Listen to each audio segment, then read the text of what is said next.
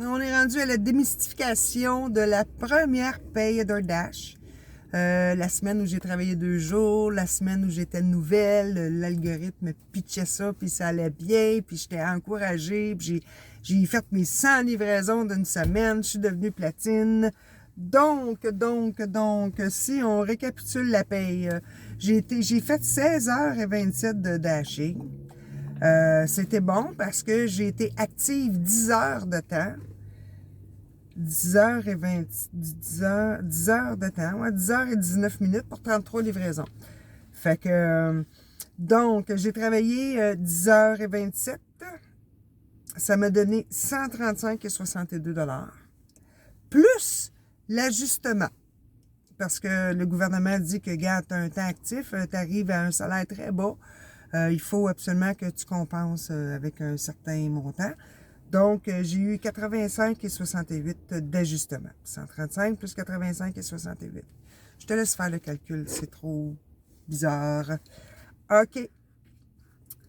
Une chance que là-dessus, j'ai eu des types qui m'ont donné 71 et 22.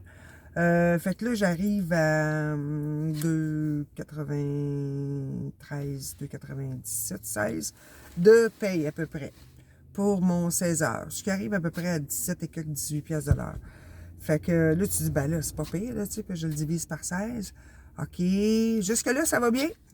Il y a même un petit extra, ça paye, dont il y a un kilométrage à payer. DoorDash paye 35 cents le kilomètre pour effectuer le travail dans un temps qui est actif, dans les kilomètres comptés. Fait que j'ai 140 kilomètres qu'ils ont comptés de mon temps actif dans ce temps-là. Fait que c'est ça. OK. Fait que ça, c'est les détails de ma paye. Ça me fait un total de 343, mais c'est pas toutes des payes, parce que j'ai 50 et 63 là-dessus, qui vient du village. C'est pour 16 heures. Puis là, je commence, là. C'est super encourageant, c'est le fun. C'est mes premières journées, puis wow, ça sort, on est stressé, puis on fait en tout cas, toutes sortes de bloopers de débutants qu'on va probablement voir là-dedans, là. Comme l'explication de mes payes, là. Tu sais, oui, c'est du débutant. J'essaie de comprendre ma paye, puis je me dis, ben voyons, 3,43, ça paraît bien. Comment ça se fait? Mais quand je l'ouvre, ben c'est ça, il y a 50 $ de millage.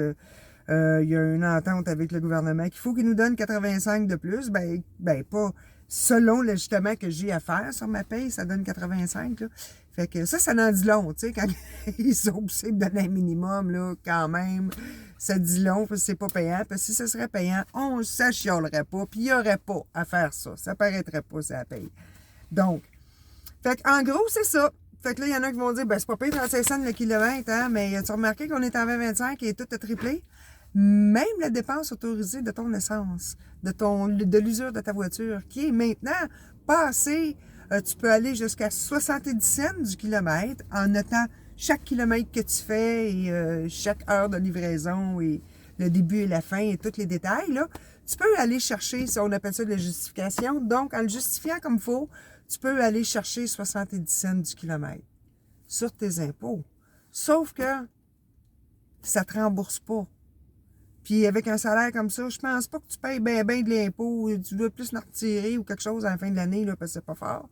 Fait que c'est des dépenses perdues. Autrement dit, faire ça avec une voiture, prépare ta minoune, mets-la propre, puis vas-y avec ça, parce qu'une voiture neuve, tu la brises beaucoup.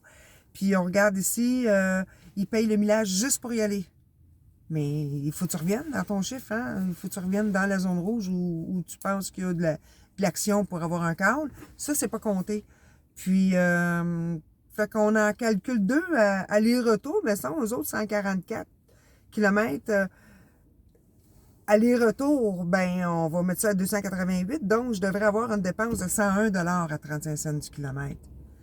Puis ça, c'est à 35 cents. Aujourd'hui, on peut le mettre à 70 cents. Fait qu'on peut monter ça à 200 $.